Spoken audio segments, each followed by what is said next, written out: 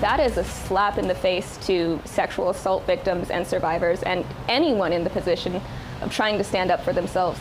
And it's a slap in the face to children who cannot stand up for themselves. A former student speaking out as a Union High School drama teacher is set to be sentenced tomorrow for secretly filming students undressing. Former students are now calling for a stricter punishment, saying he's been doing this for years. KCRA3's Aaron Heft breaks down what the former teacher has pled guilty to. So it wasn't just that he was filming students, he was actively creating child pornography.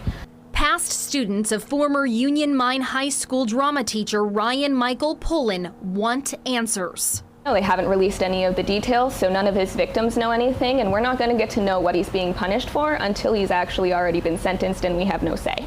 Arrested in January, Pullen pled guilty to felony possession of child pornography and a misdemeanor of child abuse. According to the El Dorado County DA's office, Pullen mistakenly sent officials at the Union Mine High School a 7-minute homemade edited video of multiple female students undressing and changing into costumes.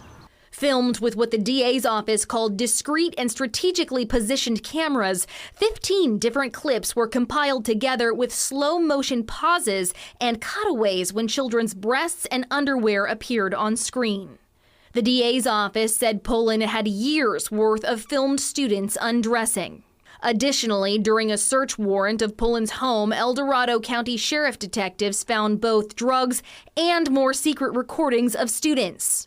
Like many of Pullen's former students, Sarah Thorne, who was a drama student in Pullen's class when she was 14, will never know if she was one of the many girls filmed without her knowledge. She is yet to be contacted by officials. I had a bad feeling the whole time. I didn't necessarily think he was a pedophile or filming us or any of those things, but I definitely felt like he was leaning towards the edge of pushing as far sexist as he could be without getting in trouble. She says Pullen made her and others uncomfortable. He would always touch the girls when he was moving them for stage blocking and never bothered to touch the guys. He had anger issues. There was, a lot of problems with him. Scheduled to be sentenced by Judge Vicki Ashworth on Monday, Ashworth has said Pullen will receive a sentence of 1 year in county jail and 2 years of formal probation while being required to register as a sex offender for life. It's unfair that he spent 7 years abusing children and is getting 3 years of punishment. That's not justice.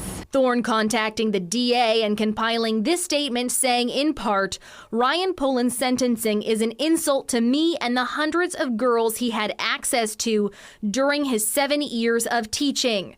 Further in the statement saying, quote, the fact that he had to accidentally send his homemade porno to the principal in order for them to take action against him is ludicrous. We were ignored, our complaints unimportant. His actions were excused then, and they are being excused now.